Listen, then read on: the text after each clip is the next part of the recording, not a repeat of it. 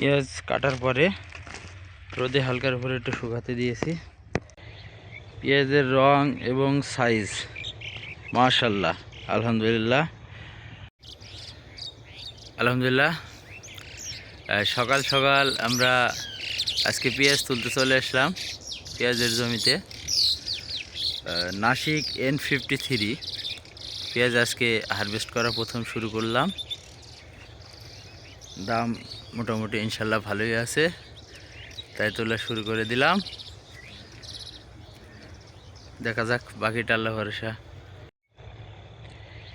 পেঁয়াজের রং এবং সাইজ মাশাআল্লাহ, আলহামদুলিল্লাহ। এই যে পেঁয়াজের সাইজ, নতুন পেঁয়াজ, জাত নাসিক N53 পেঁয়াজ হারভেস্টার। আজকে প্রথম দিন, আজকে প্রথম হারভেস্টার শুরু করলাম।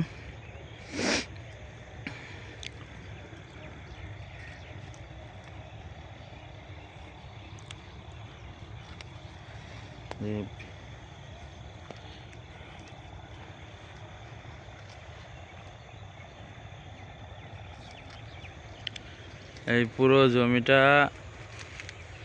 নাসিক N53, পুরোটাই তুলে ফেলবো ইনশাল্লাহ।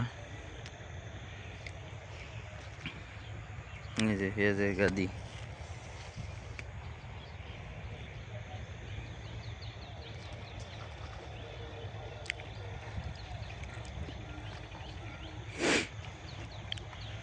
শুধু মোটা মোটাগুলো তোলেন। হ্যাঁ,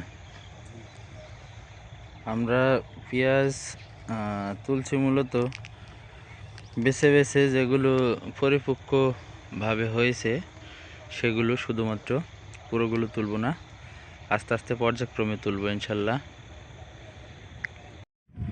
পেঁয়াজ কাটা আমাদের মোটামুটি আজকে এই জমির 2টা ক্যারি পেঁয়াজ মোটা মোটাগুলো বেছে তুলে ফেললাম। পুরো জমিটার অর্ধেক পরিমাণ হলো, যেহেতু লেবার সংকট, এখন লেবারের খুবই ঝামেলা। এই যে এভাবে আমরা মূলত পেঁয়াজগুলো কাটতেছি, কেটে আর বস্তা লোড করে কালকে সকালে ইনশাল্লাহ আড়তে নিয়ে যাব। এই 2টা সাইড পুরোটা তুলে ফেললাম। এখানে এখনো অর্ধেক থাকলো, ইনশাল্লাহ আল্লাহ ভালো করলে কালকে ইনশাল্লাহ তুলব, এরকমটাই নিয়ত আছে। তো দেখা যাক, আল্লাহ ভরসা কি করতে পারি। পেঁয়াজগুলো মাশাল্লাহ অনেক ভালো এবং ঘন আছে অনেকটাই।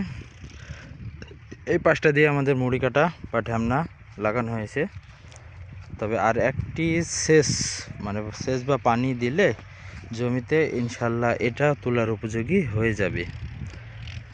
তো দেখা যাক, আল্লাহর কাছে দোয়া করি এবং আপনারা দোয়া করেন যাতে পেঁয়াজের বাজারটা ভালো থাকে, আমরা নতুন পেঁয়াজের চাষি হয়ে যাতে আমরা সফলতা অর্জন করতে পারি। তো ইনশাল্লাহ দোয়া করবেন এবং ভালো থাকবেন। বড়াব্বা কি করতেছো? এই যে এখানে আমার বড়াব্বা তুষার, তার এটা পেঁয়াজের প্রজেক্ট। এটা হলো আপনার মুড়ি কাটা বা ঢ্যামনা। ওই সাইডে আছে নাসিক N53। কি করতেছেন? মুড়ি কাটাতে আপনার কালি আসছে, পেঁয়াজের কলি যেটা আর কি। এই যে এই কলি আসা শুরু হয়ে গেছে কিছু কিছু, তো সেগুলোই উঠানো হচ্ছে খাওয়ার জন্য। ধন্যবাদ সবাইকে, ভালো থাকবেন, সুস্থ থাকবেন, আর আমাদের জন্য দোয়া করবেন। আল্লাহ হাফেজ।